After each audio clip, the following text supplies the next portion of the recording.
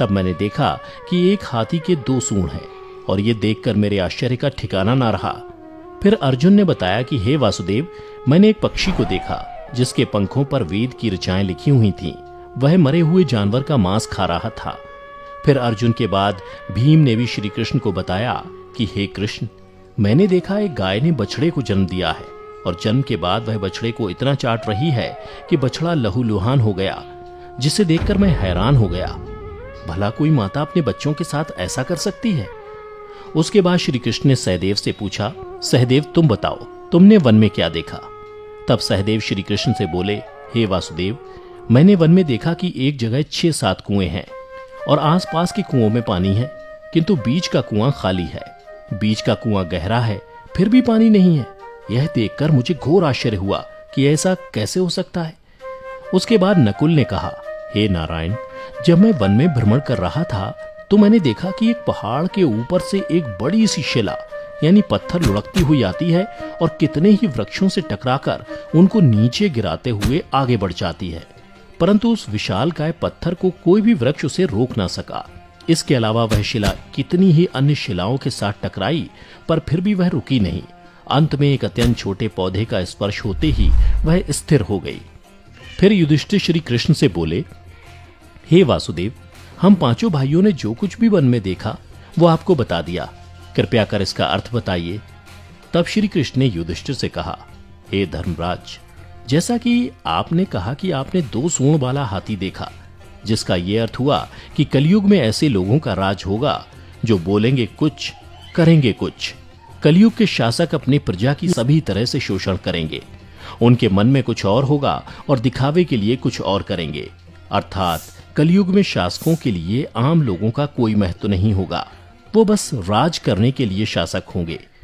फिर श्री कृष्ण अर्जुन से बोले, हे धनंजय, जैसा कि तुमने देखा कि एक पक्षी के पंख पर वेद की ऋचाएं लिखी हुई थीं, लेकिन वह मरे हुए जानवर का मांस खा रहा था, जिसका अर्थ ये हुआ कि कलयुग में ऐसे लोग होंगे जो बड़े ज्ञानी और ध्यानी कहलाएंगे, किंतु उनके आचरण राक्षसी होंगे। कलयुग में लोग पंडित और विद्वान कहलाएंगे, किंतु यह विचार चलता रहेगा कि कोई मरे और उसकी सारी संपत्ति उसके नाम हो जाए। अर्थात कलयुग के मनुष्य धन और संपत्ति के लोभी होंगे, भले ही उनके पास कितना ही ज्ञान क्यों ना हो।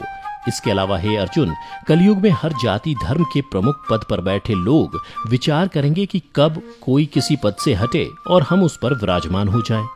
कलयुग में ऐसे लोगों की संख्या बहुतायत होगी, कोई कोई विरला ही संत पुरुष होगा।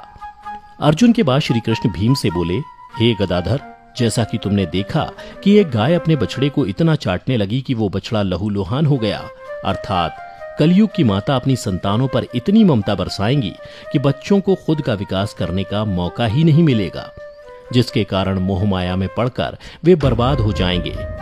इसके अलावा किसी का बेटा घर छोड़कर साधु बनेगा तो हजारों व्यक्ति दर्शन करेंगे, किंतु जब मनुष्य का अपना बेटा साधु बनेगा तो रोएंगे कि मेरे बेटे का क्या होगा।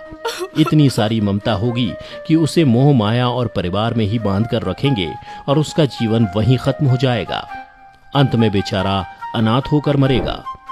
भीम जब श्री कृष्ण के जवाब से संतुष्ट हो गए, तब भगवान श्री कृष्ण ने सहदेव से कहा, सहदेव, जैसा कि तुमने बताया कि तुमने वन में 5-7 भरे कुओं के बीच एक कुआं एकदम खाली देखा, जिसका अर्थ यह हुआ कि कलयुग में पैसे वाले अर्थात धनी लोग अपने पुत्र पुत्री के विवाह में या फिर आलीशान भवन बनाने में लाखों रुपए खर्च कर देंगे, परंतु उनके पड़ोस में ही यदि कोई भूखा प्यासा मर रहा होगा तो वह उसकी कोई सहायता नहीं करेंगे।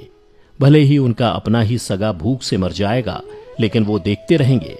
इसके अलावा कलयुग में मनुष्य मदिरा, मांस, भक्षण, सुंदरता और व्यसन में पैसे उड़ा देंगे, किंतु किसी के 2 आंसू पोंछने में उनकी रुचि ना होगी। हे सहदेव, मेरे कहने का तात्पर्य यह है कि कलयुग में अन्न के भंडार होंगे, लेकिन लोग भूख से मरेंगे। सामने महलों बंगलों में ऐशो आराम चल रहे होंगे, लेकिन पास की झोपड़ी में आदमी भूख से मर जाएगा। एक ही जगह पर असमानता अपने चरम पर होगी। श्री कृष्ण की बातें सुनकर सहदेव को सारी बातें समझ में आ गईं। तब श्री कृष्ण ने नकुल से कहा, नकुल, जैसा कि तुमने बताया कि वन में एक बड़ी सी चट्टान पहाड़ से लुढ़की, किंतु बड़े बड़े वृक्ष और उसके तने उस चट्टान को रोक ना पाए, किंतु एक छोटे से पौधे से टकराते ही वह चट्टान रुक गई, जिसका अर्थ यह हुआ कि कलयुग में मनुष्य का मन नीचे जाएगा, यानी कलयुग के मनुष्यों का जीवन पतित हो जाएगा। और ऐसे में मनुष्यों का जीवन धन की शिलाओं से नहीं रुकेगा, ना ही सत्ता के वृक्षों से रुकेगा, किंतु हरि नाम के एक छोटे से पौधे से, हरि कीर्तन के एक छोटे से पौधे से मनुष्य जीवन का पतन होना रुक जाएगा। अर्थात कलयुग में भी जो मनुष्य धन के लोभ को छोड़कर हरि नाम का जप करेगा उसे कोई कष्ट नहीं होगा और मृत्यु के बाद उसे परमेश्वर अर्थात मेरे चरणों में जगह मिलेगी। तो मित्रों, आपने देखा होगा कि आज श्री कृष्ण द्वारा बताई गई ये सारी बातें सच में घटित हो रही हैं। इसलिए मनुष्यों को चाहिए कि कलयुग में वह धर्म का पालन करें और श्री हरि नाम का भजन करें तो उसका जीवन सफल हो जाएगा। तो मित्रों, उम्मीद करता हूं कि आपको श्री कृष्ण द्वारा कलयुग के बारे में बताई गई ये कड़वी सच्चाई जरूर पसंद आई होगी। अगर पसंद आई हो तो इसे ज्यादा से ज्यादा लाइक और शेयर करें।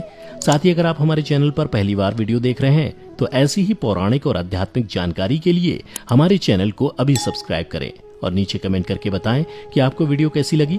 फिलहाल आज की वीडियो यहीं समाप्त होती है। अब हमें इजाजत दें। वीडियो को अंत तक देखते रहने के लिए आपका बहुत बहुत शुक्रिया।